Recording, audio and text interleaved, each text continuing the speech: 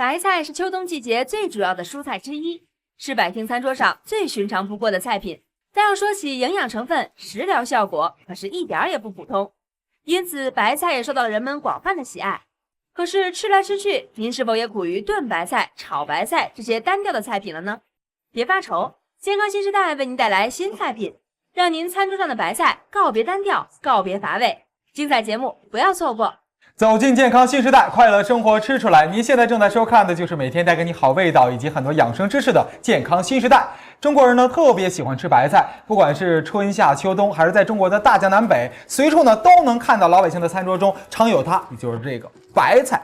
这白菜呢，在艺术家的手中呢，会把它画进画里面，然后呢，会把它做成玉雕，甚至说在上海世博会期间呢，那些志愿者也会被宾朋们亲切地称为小白菜。您瞧，可见老百姓啊对这白菜是有感情的。可咱在家里吃它的方式比较简单，也就是炒或者说炖。那今天健康新时代就教你2道新派的吃白菜的方法，让这白菜呀脱胎换骨。那今天呢，给您带来白菜美味的是中国烹饪大师、中国烹饪协会中式菜肴研究中心的主任刘金波刘大厨，欢迎刘厨。刘厨又做客我们节目了，代表着这个白菜一定是非常好吃的哈。那关于这白菜里面有多少秘密，今天给我们解答这些秘密的就是我们大家非常熟悉的老朋友，主治医师、医学硕士，我们的营养老师顾平顾老师，欢迎顾老师。大家好。2位高人呢已经来到节目了，白菜呢给刘大厨准备好了。大厨切白菜，第一道菜是什么名字？第一道菜呢，我们叫炝拌白菜。炝拌白菜。可是大厨啊，我在想一个问题，你看哈，这做白菜，咱在家里呢一般分为炒、炖，还有什么？这个做白菜的方法？炒、炖，还有凉拌。凉拌啊，这个溜，溜烩也可以。炖。就是各种方法其实都适合。对，它这个烹调方法里面呢，没有严格的意义对这个白菜有什么样的定规。但是呢，我们只要是想怎么吃，你愿意怎么吃咱就怎么吃。你想炖，你想炒，你想炝，都可以。今天呢，我们做这个菜呢，就是用这个大白菜，一种是呢炝的方法，炝也。第二种方法呢，就是用炒的，热炒，热炒也可以说叫溜，就是一款凉菜，一款热菜，一个凉菜，一个热菜。其实说到这个白菜，你看哈，咱老百姓呢，春夏秋冬都吃，可是到秋冬的时候呢，咱都会在家里面储存白菜，而且白菜好储存。一般我们储存的方式都是什么？一般呢，像白菜呢，它是最不怕冷的。所有菜当中啊，你像一些瓜类，你要放在户外，很容易冬天的时候就结冰，没错，影响口感了。但是大白菜没事儿，它可以在户外呢零下5度的温度，它都能保持原状。所以我们呢，在冬天的时候可以把白菜呢，你只要别把它外面的老皮给揭掉，然后呢，把它放在外面通风的地方，然后放在那儿，一冬天都没关系。吃的时候就把皮扒了就可以了。甚至说在东北这个冻的白菜啊，把它炝完之后呢，吃起来那个风味更好。对，那也可以。也不错，它不会影响口感。没错。可是大叔，你看这个大白菜好，这一颗一颗的，咱这个挑的时候有没有什么绝招？有没有什么听的声音之类的方法？选购这个大白菜的时候呢，主要还是这个。捏一捏，还是捏？结实的，很硬实的，应该就是说实心儿的，是好的，包的。至于说你外皮来讲没有烂的，那都是非常常规的。主要还是要捏一捏实的，结实一点的，它就吃起来更脆爽一些，而且呢，保证这个白菜里面是长了实心的，是不是？是的，还很好。那今天咱第一道菜就跟着我们的刘大厨开始学起来了。白菜给刘大厨准备好了，咱第一步是不是得先改个刀？是，实际上今天这2款菜呢，就是说咱们1颗白菜，咱为了不浪费我们就用1颗白菜来做一个凉菜，一个热菜，这样能够做到这个原材料的物尽其用。对，咱在家里在家里面吧不浪费，咱在家里也是这样，也是这样子的。白菜心儿，这个白菜呢，我们一剖凉拌之后呢，我们呢先做一个炝拌的，炝拌的呢就是选用了白菜的心儿，白菜心儿和这个白菜的叶。一般这个位置呢，吃炝拌菜的时候呢，它的质地比较脆爽，而且咬在嘴中的时候口感比较爽，是不是？那我们把这个白菜心儿呢，把它取出来，咱就把这个位置白菜这个帮子底下这个根儿，切下去，对，把它那个根儿呢，把它一切就得了。好，把这个心儿给它取出来。心儿取出来，我特别喜欢白菜心儿，因为我觉得白菜心儿这个菜像娃娃菜。我们呢就是叫就这么手撕，就这么用手来直接撕它就可以。对，因为白菜生吃都可以，白菜心我小的时候就生吃白菜心。这个白菜其实很像娃娃菜的口感，对，很像那个高山那个娃娃菜。高山娃娃菜，其实我想问一下大厨，的确，其实大厨你看哈，有的时候在家里，比如说你做这个土豆熟类的，你习惯用这个刀来别它，给它直接别下去，和那种直接用刀切的就不一样。包括这个大白菜这不也是，你手撕着它的味道，跟我们在家里的时候用刀一点点切的是不是不一样？不一样，它的因为切呢，它有这个横截面，它是用刀把它很整齐的切下去。那我们手撕的话，它是不规则的，所以说呢，吃起来呢，入味儿，对，主要的呢，这个白菜呢，我们现在。如果冬天白菜下市的时候，要吃时令的菜嘛，我们就选用这个白菜。如果说是在这个大白菜不是时令季节的时候，我们就可以用娃娃菜，高山娃娃菜都有卖现在。现在都有卖，用那个来代替做这个菜也可以。其实说到这个白菜，这个帮的话，我们这个大白菜心呢，这样的话我们就做一个炝拌的菜，这就可以了。对，我们这个大白菜的帮的话，我们要炒一个菜。白菜帮啊，如果说做炝拌的话呢，吃起来口感就不好了，特别粗。是不是？我们就把那个帮留下来做这个长时间用热然后来烹调的菜，用炒的方法，炒的或者说炖的。对。好，那边这样我们两款菜呢，我们同时改刀。大叔，咱今天带来的2道菜名字是什么呢？带着这2道菜呢，一个呢是白菜炒折头，对。一个呢是我起了个名字叫满福手白菜，就是咱用手撕下来这个白菜，然后满福，这满福2字怎么体现？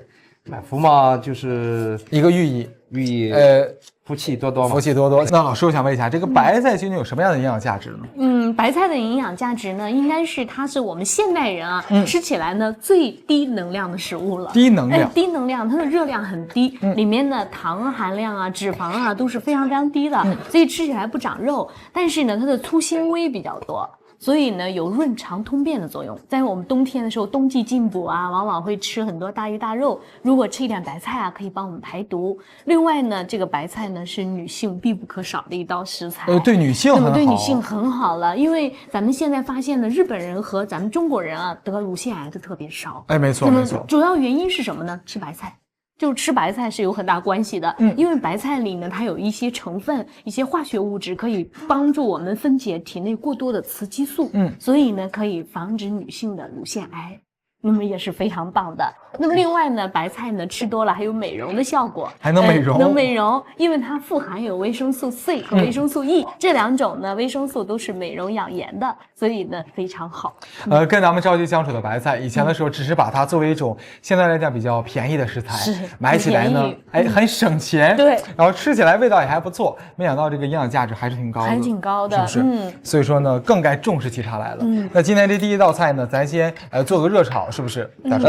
先炝一个，先把我们先把白菜心炝一下，这个手白菜，对，手白菜。好，我们配料呢用的是这个木耳和这个虾仁，对，虾仁配料。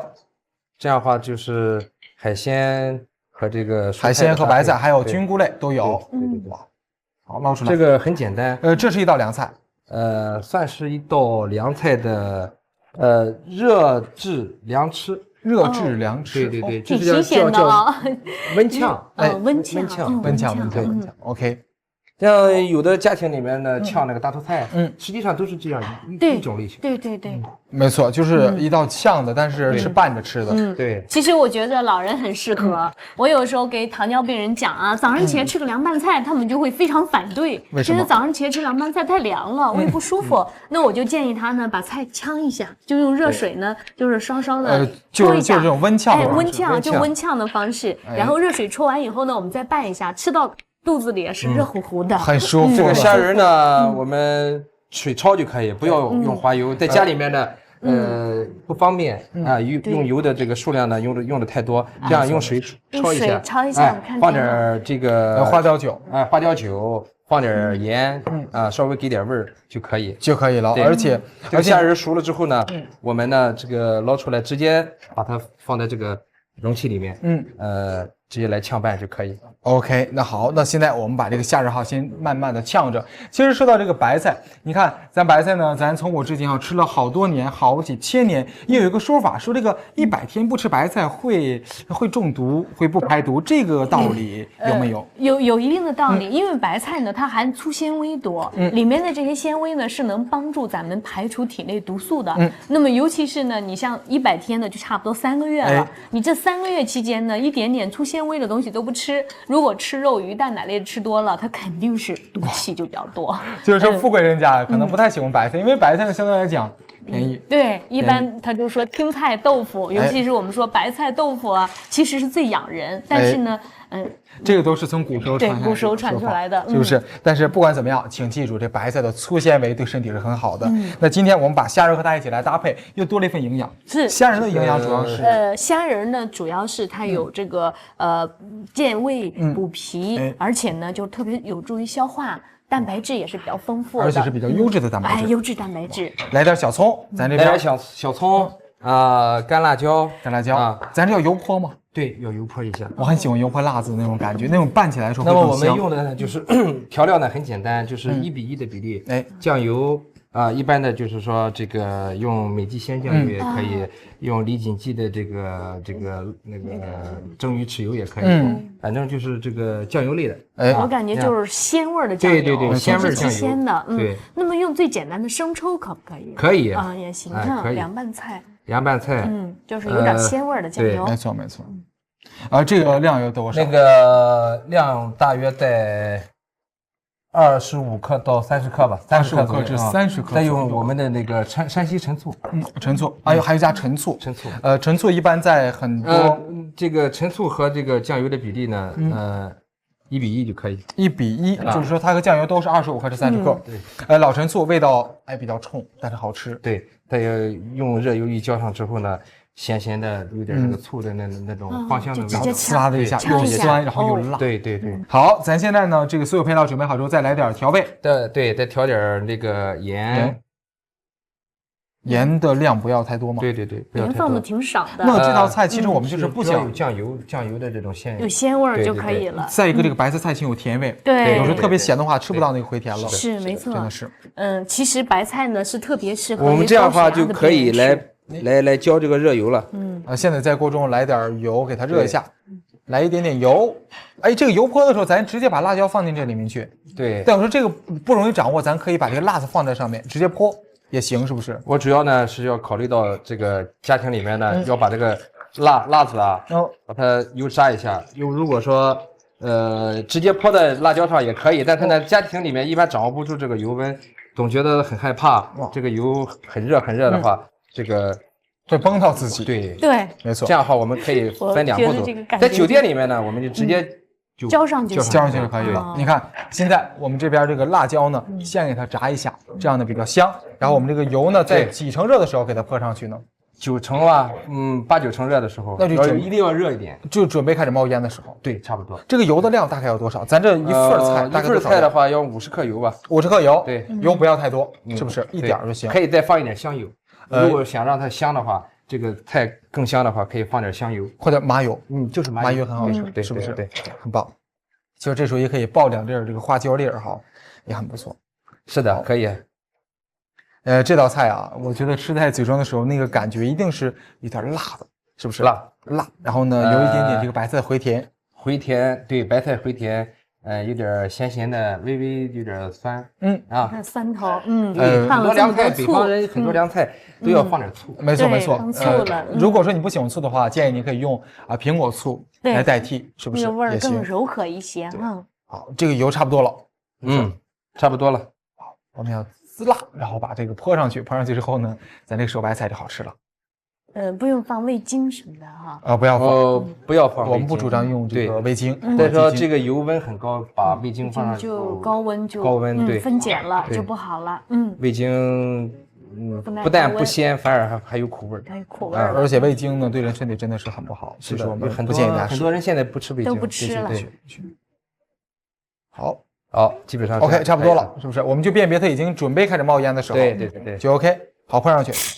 哇，我以为会会只是一点点反应，没想到反应还很大，真的是很大。好，这个我们还需要再拌一下吗？上桌了以后呢，家里面人吃的时候就可以自己拌一下就行，拌一拌，这样我们感觉上这个菜的菜的卖相比较好，有海鲜，有菌菇，然后有非常好吃的回甜的大白菜，这道菜已经上桌了，咱们3位一起尝一尝，好不好？一起尝一尝喽。说到这个白菜，也代表是百财，那咱今天用这个百财的帮子，咱一般人都不喜欢吃，对，那怎么才能做好吃呢？刘大厨交给你了。咱这个白菜帮子，白菜帮呢，这您算准备好了啊？这是个难题，对于我家人来说，对于您来说这小事一桩。您说就是说这个白菜帮，对我家来想把它做好吃，对我们家做菜来说是个难题。咱之前应该怎么操作？这个白菜呢，帮子呢，我们把它洗好洗干净之后呢，我们把这个片下来就是我们专业上叫抹刀片。抹刀片，这样的话它这个刀的这个横截面呢会大一些，这样本身的白菜帮不容易入味嘛。这样的话，你炒菜的时候，这个感觉上两面都有这个接触调料，是吧？这时候我们叫抹刀片。一般的大白菜呢，我们都是帮呢就是这样来处理，处理过之后呢，再炒什么海蜇头啊，再炒什么这个溜白菜啊，什么酸辣白菜。一般的都是用这种高级加工的方法。就是说你如果在家里面吃这个白菜帮的各种菜品，一定要记住用这个抹刀片，利于它这个两面接触这个调味品啊，就比较入味，对。然后咱这边烫一下，对，这个烫它目的是比让它软一点，对，让它脆嫩一些，成熟的这个时间能短一些，好让这个菜的口感更加的脆嫩。没错。咱这个说话间，大厨已经将我们这个白菜帮子烫好了，给它烫的发软就可以。对，烫完白菜帮子之后，折头烫一下。白菜帮子也不宜烫的火候太大。这个海蜇头呢，我们也要烫一下，烫一烫啊。这个海蜇头呢，这是这个青岛当地的海蜇头呢，这叫面蜇头，这个不是的啊。那么我们最好选用青岛当地的这种海蜇头，这样海蜇头出来的口感会好一些。好，海蜇头这个蜇头有没有什么挑选的常识？比如说，我知道一种就是越白的往往越不能买。带一点点污浊的颜色，是不是？最好是那种红的，红的，带一点点红的，也有白的海蜇头，主要还是要根据实际的情况来定。海蜇头烫好之后，白菜烫好之后呢，我们用葱姜蒜啊，我们爆个锅，对，姜。好，咱这边呢，辣椒也已经切成这个小块了。今天说到白菜，其实这个白菜啊，在吃它的时候呢，也有一些禁忌需要格外提醒大家。因为你看这白菜，虽然说咱常吃，它能有一些误区啊，咱还真不知道。郭老师给大家扫一扫盲。一般呢，像白菜有一点一定要注意的，就是不许吃隔夜的白菜。比如我今天炖了大白菜了，我第二天热一热再继续吃，因为隔夜的白菜呢，里面会产生亚硝酸盐。所以呢，第二天呢，亚硝酸盐就会多。这个多了以后呢，大家都知道不好，可以对我们的像我们食管癌、胃癌的发病啊，都是因为硝酸盐吃的太多了。但我有一个问题，老师，你看，这个刘厨有发言权。你看这个白菜，各地方吃法不一样。比如说朝鲜族，他会腌成辣白菜，东北会腌成酸菜。对，那这个它不都是长时间的隔夜，而且隔了不止一夜，是30天、50天。对，这个呢就是有一个问题了。这个菜呢，如果你在腌制过程当中，尤其像这个白菜，比如你头天腌，第二天是绝对不许吃的，第二天叫爆腌。爆腌的时候呢，亚硝酸盐它会成千上万倍的翻，但是呢，你要腌制时间长了以后，硝酸盐就会分解了。就没了，所以我们腌制的时间呢，要有一个长短的问题。那爆腌咸菜不能吃，要隔一段时间再吃。分解上它1个周以后腌透了，就是菜我们要腌透。腌透了，腌透了。你看那鲜毒的白菜，是要腌得很透。这还真是常识。比如说在东北腌这个酸菜的时候，你没到期限是不允许吃的。不允许吃，是不是？它都会有一个期限，会让你腌透，然后看看里面那个都透了没有才能吃。没错。我们的白菜帮子还有蜇头烫好了，那么大厨接下来我们该怎么操作呢？下面我们就开始炒这个白菜，炒蜇头，来炒它，是不是？好，我们这个锅中起一个锅。这个菜呢，为了让它的这个成菜的速度快一点，我们呢就采用我们专业上叫碗内对汁儿。碗内兑汁儿，用这个小碗，我们直接把这个汁儿就是调味儿，把它就是先调一个汁儿，调好了以后直接浇进去。对，醋，来点香醋。对，香醋大概多少呢？几勺？咱们如果是这么大的15毫勺升，子，这个15毫升的2勺，我大概2勺。哎，2勺。对，酱油和它的比例1比1，1比1。完了来点盐一点点啊，因为有酱油了嘛。没错。胡椒粉。胡椒粉来一点。对，还要来点水淀粉。水淀粉也要来多少？1勺吧。就是水淀粉和酱油的比例相对来讲是1比2。它根据这个什么浓度，水淀粉的浓度。好，基本上呢就是酱油、醋，盐，基本上胡椒粉还有这边的芡儿。哎，对，芡儿都集中在这一个碗里边了。这边已经调好了，好，这样便于这个菜的操作快一点的操作。油，锅中来点底油，来点底油。好，润一润锅，对，滑锅。这道菜我们要先把白菜下进去，然后先炒一下，是不是？先爆个锅，爆完锅之后我们先炒白菜，对，要不要把白菜炒香？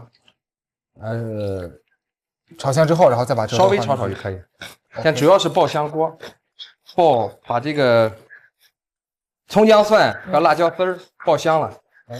因为在有的时候在家里面炒菜老觉得好像不香，实际上来讲的话就是不舍得搁葱姜蒜。再一个呢，葱姜蒜的这个温度啊，一定要让它把这个蒜片爆了微微发黄，姜。